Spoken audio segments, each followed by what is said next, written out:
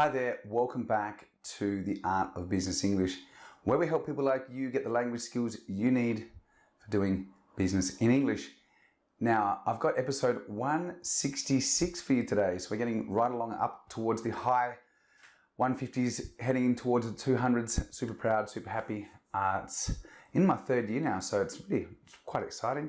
Hope you've enjoyed the journey and hope you've enjoyed the content that's been produced every week along the way. Now, I've got lots of little projects in the pipeline. Loic and I, if you've been listening to the podcast for a while now, Loic's been on quite a few times. And we're actually working on an interesting course about effective management. It's entitled Practical Management, so how you can learn the linguistic skills to better manage your directs. So this course is squarely aimed at people who are in management and really would like, or maybe they have to start managing international teams or people that need to speak English. So Loic and I are working on a little project to get that underway. Now, with that in mind, we have noticed, and that's where today's lesson's coming from, something that people find a bit strange when trying to differentiate between when they should use he, she. This is a bit of a challenge sometimes. In some languages, for example, I also speak Spanish. I live in Spain, so a lot of the times with Latin-based languages, you don't need to really put the subject, which is in English is completely prohibited. You need to put a subject with a verb. A lot of the time in Spanish, for example, the default is always to default to the masculine form, which is él or he. Now, this can be a bit of a problem. So today's episode is about whether we should use he, she, or they. So I'm going to show you how you can do this and how it works in English. So let's dive in and look at he, she versus they. Okay, so basically, just to give you a bit of background to the situation, in the past we always used to just default to he. And this was when we are using nouns that are not gender specific. So let me give you an example, a very simple one.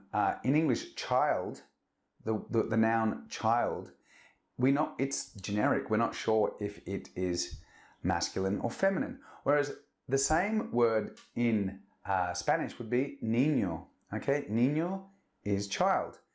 You've got niño, where the noun ends in O, so it's niño, that's a boy, and niña, where it ends in A, is a girl.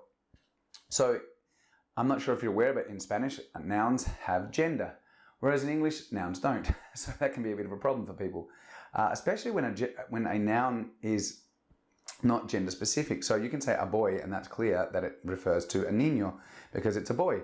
Or you can say a girl, which means niña, and that refers to a girl. So it's quite obvious when we use nouns that are very clearly gender assigned. However, that's not always the case. And nowadays, especially in modern business, we try and have an inclusive business environment where we are not gender biased.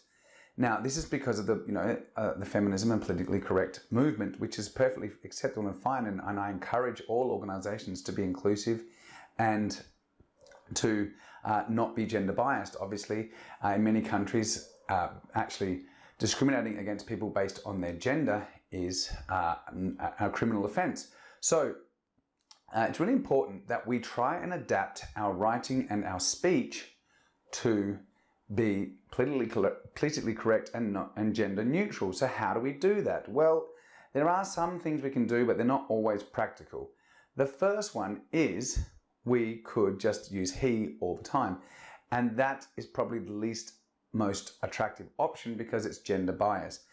This rule also applies not just to the subject, but to the pronouns. Okay, so you can say, when I say he, I'm saying he, him, or his. So you've got possessive pronouns, object pronouns, and subject pronouns. So really important that you remember it's not just he, it refers to him and his. Okay, so we need to modify these structures as well when we do the change. So I'm going to elaborate on that, so just listen up and I'll explain that in more detail. So we could say when we're referring to, a staff member, staff, a boss, a manager, those nouns are all very gender inspecific. They're neutral. You don't know if a boss or a manager or a staff member is a a male or a female. Sometimes when we're writing, especially when we're writing things that concern people within departments, we need to say, a staff member, or we need to say a manager, or we need to say a boss. And then later on in the email that we're writing or the formal document we're preparing, maybe we work for HR and we're talking about staff, then when we need to refer to that person individually, do we say he or do we say she? Some people, to avoid this problem, for example, in a discourse, they might say he sometimes or she another time. When they're giving examples, they say when a manager provides feedback to staff, she may do it in a number of ways. So you could just say she. Or when a manager provides feedback to a staff member, he can do it in a number of ways. This is fine, but we could also use the following approach. We could say when a manager is required to give feedback to a staff member, he or she could do it in a number of ways. So we could say he or she, and that's being inclusive. This works if we're just, referring to he or she once or twice. Where we run into problems is when we need to repeat he or she many times in a document, especially if we're writing up maybe some policy or procedure documents that could be quite long. So in this case, it's not a good idea to keep repeating he or she because it can become very repetitive and quite annoying for the reader. So what can we do? Well, it's very simple, and it may sound a little strange at first, but trust me, it's completely acceptable for those who are native, and we don't even think about it. It doesn't sound strange at all to us. What we can actually do is refer to he or she as they. So we can say a manager may be required to give feedback to a staff member in a number of ways. They could try approach X, or they could try approach Y. So we're saying they. So a manager may be required to give feedback to a staff member. They could try approach X, or they could try approach Y. So I've used they instead of he or she, which for some listeners may sound a bit strange because they is the plural form. Okay, so that's they is for many people, isn't it? Yes, when we want to refer to a group of people, we can say they.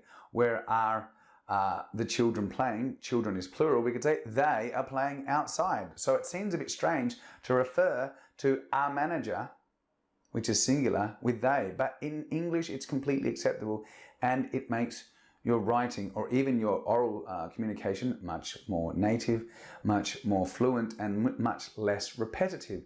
Now, what's also important is that we need to also change the pronoun. So when a manager provides feedback to a staff member, he may try this approach. His approach could be, so his, we say his, which is the possessive pronoun, and then we say his approach could be tal. So when a manager provides feedback, she may try this approach. Her approach may be, okay, so when we use he, we use his. When we use her, when we use she, we use her. And the same rule applies for they. So when a manager provides feedback to a staff member, their approach may be this. Okay, so it's a really simple rule once you understand it, and it makes your writing or your oral communication much more effective, and it's going to make you, sound much fluent and much more fluent and a lot less repetitive if you are trying to write this type of document. So that's a really simple thing that you can do, and it's something that you can implement. It's very actionable. You can start using that now. So that, my friends, is a quick lesson on how to decide if you should be using he or she, or they. Okay, so I hope you found that very useful. And just like to remind you before I do go that this week is the last week that you can get my short program on how to confidently participate in meetings at a massive discount. So head over to the website.